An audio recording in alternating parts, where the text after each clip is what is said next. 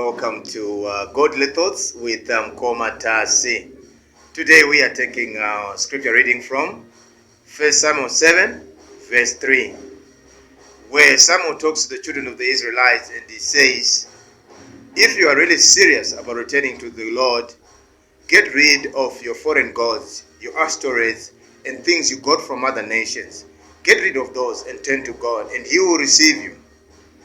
You know, there are times where we need God's help, and we come and we act sincere as if we are ready to worship Him. But we don't want to make certain sacrifices. We don't want to get rid of certain habits. We don't want to get rid of certain things that we received. You know, there are times where we move around in the deliverance ministry and we encounter people who were given stuff by their late fathers, whether they are pieces of clothes, whether they are knob carries, whether they are clay pots that were being used in rituals. And the person who gives you just says, we are giving you this because you are the firstborn, or we are giving you this because you are in line to becoming a chief, or we are giving you this because ABC is equals to D. Now, the problem is this. When you turn to God, you have gone on an entirely different path from what you used to do. And you are expected to make certain sacrifices, certain changes in direction that prove that you are ready to go in that path.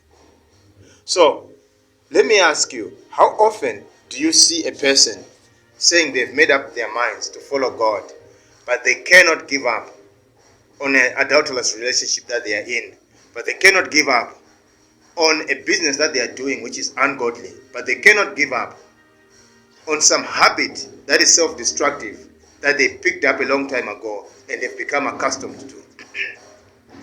Sometimes following God means completely getting rid of those things that we used to do and taking up completely new habits, walking in a completely different trajectory than the one we used to walk in.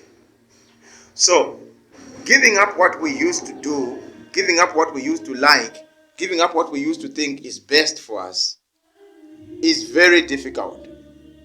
It's a certain level of seriousness that if called upon, a person will say, you know what, I'm sorry, I was wrong, I did not want to do this.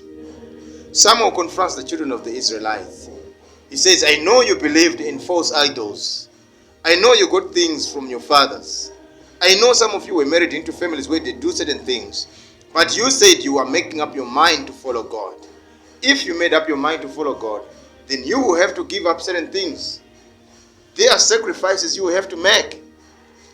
How often do you get into a relationship with someone else and still keep the conduct of former girlfriends, former boyfriends, just in case this relationship doesn't work out and you may want to go back?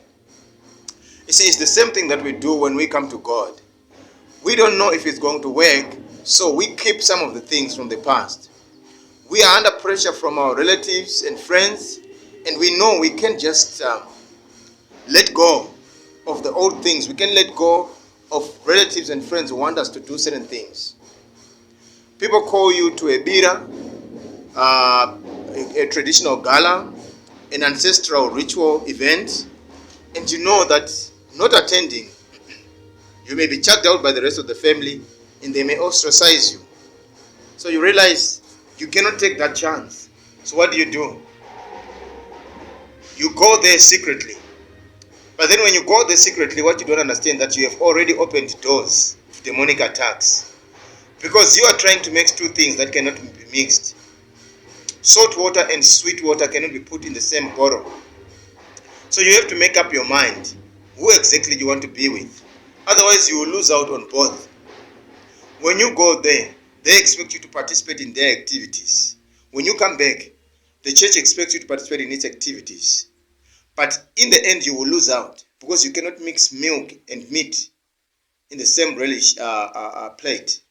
You have to choose. If you want milk, you eat milk. If you want meat, you eat meat. So we have to be careful. The church of today, we are caught in a crossroads. People tell you, being a Christian does not mean throwing away your traditions. But it does mean throwing away a lot of what people used to do, which was ungodly. So today, make up your mind. Are you for God or are you not for God? Because if you are for God, you have to give up everything from the past. Otherwise, ciao and have a blessed day.